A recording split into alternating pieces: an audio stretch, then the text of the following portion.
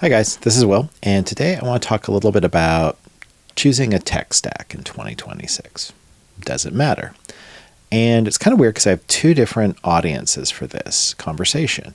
One of them is what I'm going to call just sort of like the experienced developer. It's somebody who's been doing this for a long time and they just want to know, hey, what do you think about what tech stack in 2026 you should standardize on? And then the other audience is someone who's not less technical. Maybe they're vibe coder or somebody who's non-technical who just wants to kind of check in and see what's going on. And so I'm going to go through and I'm going to just talk the way I would talk to another developer about the tech stack that I'm using now and what I used to use and why. And when I do, I want you to listen to it in two very different ways. I want you to think about it from both of those perspectives, someone who's technical and someone who's non-technical. If you're technical, you're going to listen to it and you'll have opinions and thoughts and all that, which is great. And I want to hear from you. If you have any thoughts on what works or doesn't, go ahead and let me know. I'm really curious. But if you're non-technical, I want you to go through and listen to how long you can even listen before you start feeling a sense of fatigue or cognitive load. And basically you go like, oh, this is a bunch of technical stuff. I want to bail out. And so I trying to keep this short, so hopefully you don't, but I want you to think through and listen to all the decision points that I'm talking about while I go through this process and think about the complexity that's involved there. And then I want you to kind of, either if you're technical or non-technical, benchmark that against how you would actually want to approach building something today. You know, I talk about some of my projects that I'm working on with my non-technical folks, and on paper, you know, you'd say, oh, well, you can just use an LLM to build it. And they all just, there's no way they wouldn't even think of tackling it. Maybe a little bit of a metaphor there with like 3D printers. Like the hype is, oh, we're all going to have 3D printers in the house and we'll never need to go to the store again. And the reality is it's kind of more of like a little bit of a niche thing that helps out with manufacturing, and it's fun for kids to make toys, but most people still buy most of their stuff from the store. So with that in mind, I'm just going to start talking like the way I would to another developer about what I'm doing with my tech stack. The first thing about does a tech stack matter is the short answer is of course it does. If you want to build a native iOS app and you're going to use Swift for that, or if you want to build an embedded system, you're going to pick C or probably C. If you're going to do a web app, what do you want to use? Do you want to use Java or .NET or TypeScript, right? Your choice of stack is going to be influenced by what you actually want to build and what's supported on the target platform, right? Drivers in C, maybe C++ or Rust. You don't see a lot of people saying I'm going to write a device driver in TypeScript, for example. So if it was a game, I might say, okay, I'm going to look at something like Unity or Unreal or Godot or GDevelop or Babylon or on and on and on. What I'm going to do is I'm going to assume that most people are thinking about, and certainly the projects that I'm working on now that I'm most interested in are basically web apps with potential for either doing desktop and or mobile apps. And one of my priorities is that it's easy to debug and manage and deploy, and I can handle the cost structures for the different topologies that I might choose. My background is as a Java developer. I actually started doing Java stuff in 95. Before that was Pascal and C, a little bit C++, and then mostly Java for many, many years. And then about a couple of years ago, I switched over to TypeScript, and that would make actually another whole video about why I switched. I still do some Java work for clients, but nowadays, and I did do a Unity game in C# a few years ago, which is totally cool. Today, I'd probably use Godot if I was going to build that same project again. But for the projects I'm working on right now, my default go-to stack is mostly TypeScript based. And there are a few things that kind of do with that. I also like using REST services and SQL relational backends. And so what I've settled on for a lot of my projects right now is Solid Start and Solid.js, in specifically putting it in SPA mode. I don't actually want to intermix my client and my backend logic. That sounds like a good idea, but it tends to not scale. So if it's a really little project, I don't want to be I'm probably just building a SPA anyways. And if it's a large project, then I really don't want to be mixing my front end and back end stuff. And this is part of where it's challenging, even if you're listening to the hype curve, like, do you want to use a stack that is much more, blended, or do you want to use something that's very clean and supports SPA? I can distribute a SPA via CDN, and then I'm just debugging clean REST hits. So it's very much easier to debug and to manage. It's much, much easier to avoid having security issues with accidentally including server-side stuff into my SPA project. And if I was going to do something that was really server render focused, I'd probably use something like Astro and just not even bother with this stuff and use islands. Anyway, I'm going to take a break for just a moment for walking through my stack, and I just want you to think about what I just rattled off, right? So if you're technical, you're probably listening and you may even already have opinions or thoughts about what I'm doing. No. Full stack TypeScript is great. Or you might say like, no, buddy, like Kotlin, I don't even know what you're doing talking about this TypeScript stuff, whatever the heck it is. You're going to have opinions, you're going to have thoughts, and hopefully you've got a rationale underlying it. But if you're non-technical, what I just did was just sound like a lunatic, right? I mean, it's just a whole string of gibberish, one after the other, and I'm not even close to being done yet. So with that in mind, I'm going to keep rolling through. Now, I want you to, again, listen to the way I'm talking and how I'm saying and describing all this stuff, and just think about the reality of what that means if, like, I just handed you an LLM prompt and said, go ahead and build this stuff. Okay. So I'm using Supabase as my default backend for stuff that's getting started. I love Postgres. I've been using it for years. It does everything I'd ever want to do. If I want to do doc storage with it, I can. I can do GIS with it if I want. I can do whatever the heck it is. But what I don't do is I actually don't use a lot of Supabase's like public tables and GraphQL stuff. What I do is I only use their public tables for real-time notification data that goes out. And then I use RLS to lock that stuff down.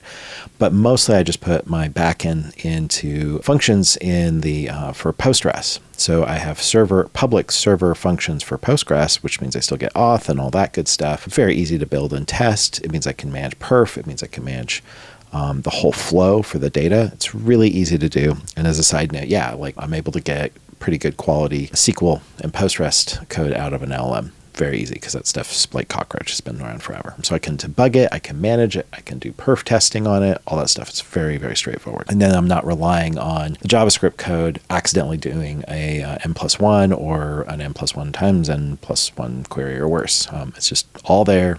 Easy to go. There are a few things that require more complexity about what I'm processing that I do put into edge functions. So then those are TypeScript-based edge functions. And again, I still get to, with Supabase, I get all the auth stuff kind of just included in that package. Like I said, it's very important to be able to actually debug the things that I put into production. So Sentry is what I'm using right now for that. I've got monitoring, error reporting, and then there's some new Sentry widgets for doing user feedback and live debug capture that I'm going to be looking at. So it's all really cool. For the projects I'm doing right now, I am actually in the middle of sorting out what the email provider is that I want to use. Partly the problem is that there's a mix of transactional features and marketing features that I have to sort out, which that's an example of where I'm having to do business decisions now, trying to anticipate what my needs are going to be in the future with looking at a vendor. And do I try to do two vendors, which just seems ugly and messy, or do I try to use one and then pick one that has more of the features that I want in that space or another? That's an example of this is a technical conversation as well as a business one that I have to sort out. I deploy the SPA that I build to Vercel's CDN, which means that it's responsible for distributing all the web app things. And that means that the content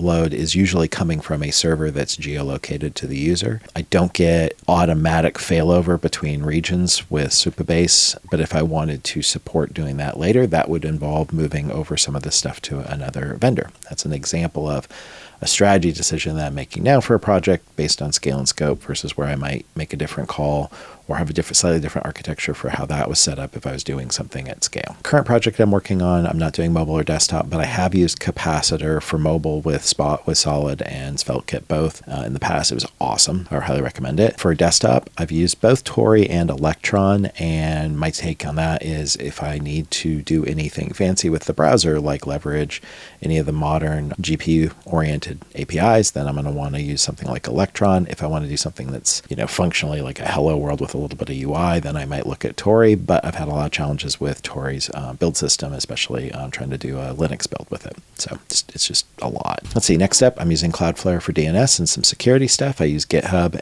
for hosting my private repos and also my public ones. And also I use GitHub Actions for CI.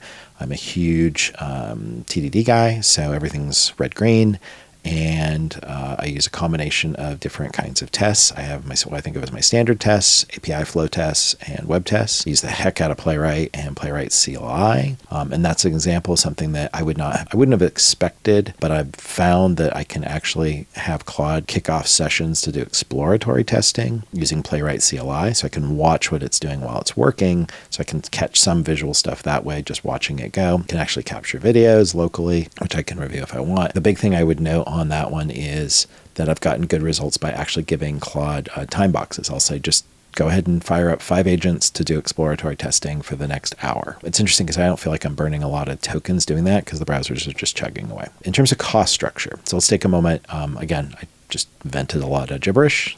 Take a moment and think. If you're technical, how much of that stuff you understood, and if you're non-technical, I'm guessing you probably followed a little bit, maybe about the marketing email server stuff, but not everything. I'm going to keep going because it's not done yet.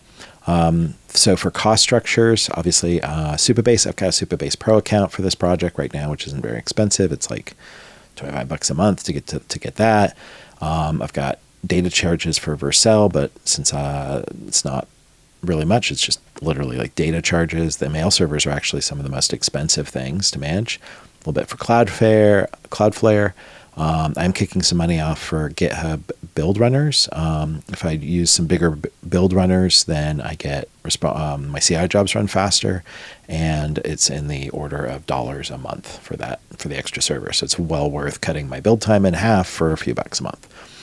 And of course, a Claude Code account, and I just recently switched from an all pack to a WebStorm pack only for JetBrains, which I'm still using. There you go. So now, if you're listening to this and you're technical, you probably followed all that, and you may have little nitpicks, like you might say, why am I spending money on WebStorms? Why not just use VS Code? Whatever. It's a long story. Mostly I've been using JetBrains for decades now. The other thing is that when I rattle all those off, some of those are code questions or technical architecture, but a lot of it is also strategic.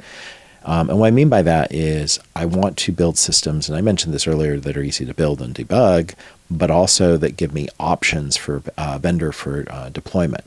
So let's say that I want to swap out my mail vendor, or let's say I want to swap out my hosting provider, or maybe I want to switch from using edge functions to a bundled server. Those are all things that are actually pretty straightforward to do, in part because of the architecture. If I want to swap out a couple of REST interfaces that I'm using Postgres for right now and switch those to some other server, maybe I want to do a heavy-duty caching thing, and so I want to use a different service that sits in front for that REST API. I actually have a pretty clean model for switching that over. I can say, let's go ahead and leave the old API up, but I put the new API up in the new Spa app, and then I can watch over the course of however long I want, days or weeks, as the traffic gets migrated to the new interface, and then I can shut the old one down and move on. Because I've got all these points where I'm looking at my architecture and where I instrument and how I manage the money and all that stuff, it just gives me lots of choices and options and freedom. So now this comes back to, could I do all this stuff with an LLM? And the short answer is, I think it would be a heck of a learning curve to get there. And to replicate that skill and knowledge would eventually become almost definitionally circular, right? So let's say that I said I'm going to spend the next year or two learning all of that tech stack so I can use my tooling well. Well, at that point, I'm just saying I'm using an LLM as a way to help me learn dev work. And is that more efficient or not than a course? Maybe you do a course in combination with the LLM supporting you. But at some point, then if I knew all that stuff, then I am a developer and I still need to use all these tools. So what does that mean for how we think about both the stack, the strategy, the job market, all of these pieces? How does it all stitch together? And I keep coming back to this sort of weird, like, there's this science fiction hype version of how all this stuff's supposed to go and turn out. And then there's this sort of like really boring, mundane, yeah, it's another tool and it's a hosting business. Honestly, a lot of these LLM providers are just in a hosting business. And we already are seeing LLMs that you can run locally that work pretty well. That's one of the reasons why some people are buying, Macs with, half a terabyte of memory so they can just have a local LLM that sits there and runs. And, right now, the local ones benchmark about what an Frontier LLM did a year ago. So, okay, what does that mean, and how is this going to affect the strategy? I feel like there's a lot more to unpack on that stuff, but just I want you to think about the delta between the hype version and the reality, me rattling through this stack, how much of it you could follow or not, how much of it, if you are technical and you went and talked to your non-technical friends, they would understand. I just, go ahead and think about it.